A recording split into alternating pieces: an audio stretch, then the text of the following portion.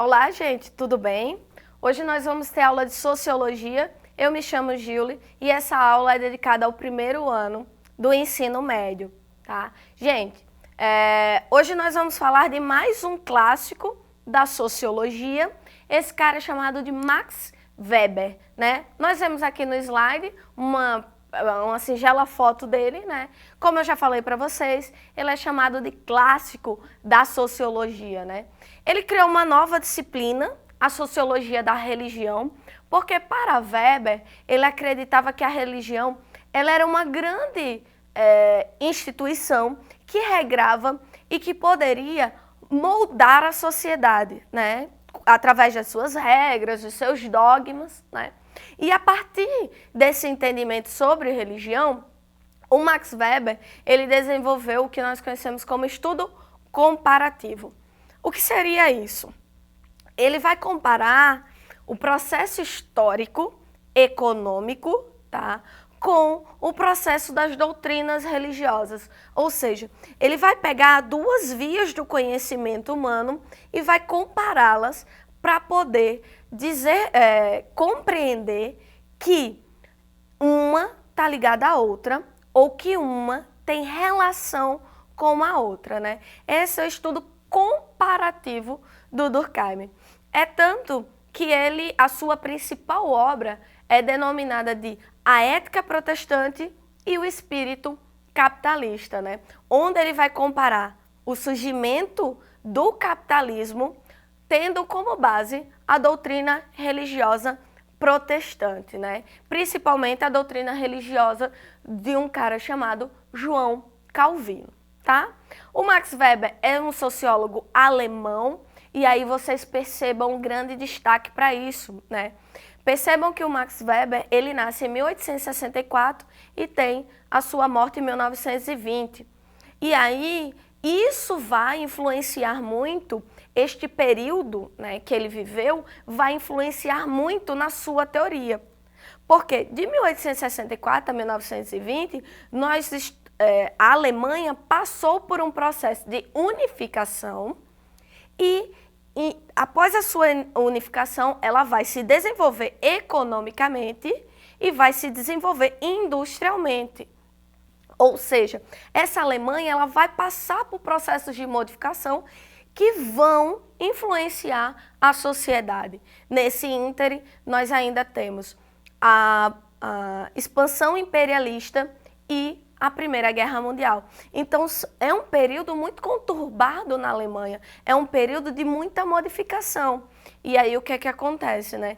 Todos esses processos de modificação irão influenciar o teórico Max Weber.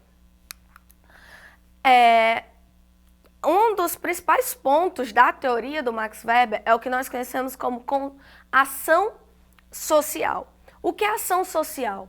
É o modo subjetivo que procura fundamentar-se em critérios interiores aos indivíduos participantes. Explicando melhor, para o Max Weber, ele compreende que o indivíduo ele tem uma ação particular.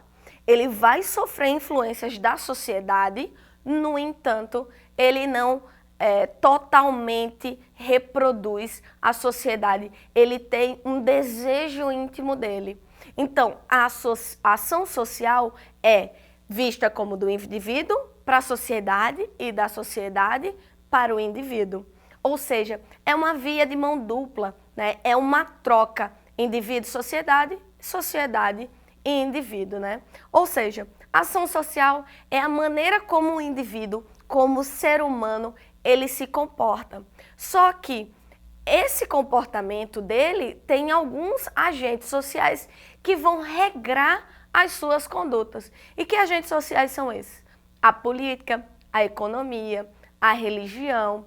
Exemplo, nós participamos de uma sociedade que basicamente é cristã, mas nós sabemos que tem outras religiões que nos rodeiam. Então podemos compreender que as condutas individuais, elas levam em consideração a sua religião, o seu poder econômico, o seu entendimento político, até mesmo porque política é toda ação do indivíduo. Nós já nascemos fazendo política. O nosso primeiro ato político é o ato de chorar. Quando o bebê chora, ele compreende que alguém vem socorrê-lo, alguém vem trazer uma mamadeira, alguém vai dar banho nele. Então, quando ele chora, ele entende que ele consegue algo com aquilo. Então, todos os atos de um indivíduo são atos meramente políticos. E aí, como é que ele percebe o indivíduo, né? O indivíduo, ele vai praticar ações por meio de valores e motivações, né? Vai ter uma motivação. O indivíduo ele não vai fazer algo sem ter uma motivação, ele sempre terá uma motivação. E essa motivação nós podemos entender ela como os agentes da ação social, uma motivação política, religiosa, moral, social, econômica. E a partir dessa motivação é que se produz o sentido da ação. Uma ação tendo motivação, ela tem sentido. Sem motivação, ela não terá sentido algum, tá? Por mais individual que seja o sentido de uma ação, o fato de agir, levando em consideração o outro, dá um caráter social a toda ação humana. Ou seja, só podemos compreender uma ação quando ela vem carregada de valores e motivações, tá? A ação, o que é a ação para o Max Weber, né? É toda a conduta humana, ou seja, toda a prática humana para ele é reconhecida como uma ação. Só que aí, para ele, essa ação, ela tem que ter um sentido. E aí ele vai dividir o sentido em dois. O tipo real, ou a existência de fato, e o tipo ideal. Qual é a grande diferença? O tipo ideal é é a ação pensada, né? Eu pensei naquela determinada ação, ela é ideal na minha cabeça. Mas quando eu coloco ela em prática, tem outras influências que podem fazer ela modificar. E aí ela deixa de ser ideal e passa para a real, porque ela foi praticada, tá? E aí vamos fazer uma questão para nós entendermos como Max Weber é pedido nos vestibulares. Max Weber, um dos fundadores da sociologia, tinha amplo conhecimento em muitas áreas. A essa ciência, tais como economia, direito e filosofia.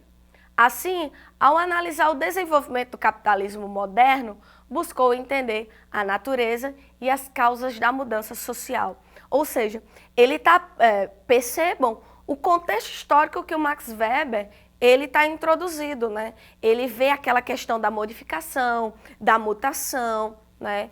Ele vê todos esses meandros sociais que são cíclicos. Em sua obra, existem dois conceitos fundamentais, ou seja, quais são esses dois conceitos, né? A, cultura e tipo ideal. A gente falou de cultura necessariamente? Não, né? B, classe e proletariado. Se nós estivéssemos falando de um sociólogo chamado Karl Marx, estaria certa. Mas não, nós estamos falando do Max Weber. C, anomia e solidariedade. Estaria certa se fosse outro sociólogo, que é o Émile Durkheim. D, fato social e burocracia. Opa, a gente falou de fato social? Não, nós falamos de uma coisa chamada ação social. E é ação social e racionalidade. Sim, o Weber ele vai falar muito sobre o principal ponto da teoria dele, é a ação social e a racionalidade, né? Ele compreende que toda ação do indivíduo ele tem uma razão, por isso que o indivíduo acomete ou a pratica, tá? Aí, a nossa questão tá certa, letra E. Para vocês terem acesso a mais aulas, as demais aulas, tanto essa como outras, acesse a plataforma educ.ac e mais uma dica para vocês, né? Acessem o site da brasilescola.ol para que vocês possam aprofundar um pouquinho mais sobre a teoria do Durkheim. Fiquem em casa, se cuidem e até a próxima!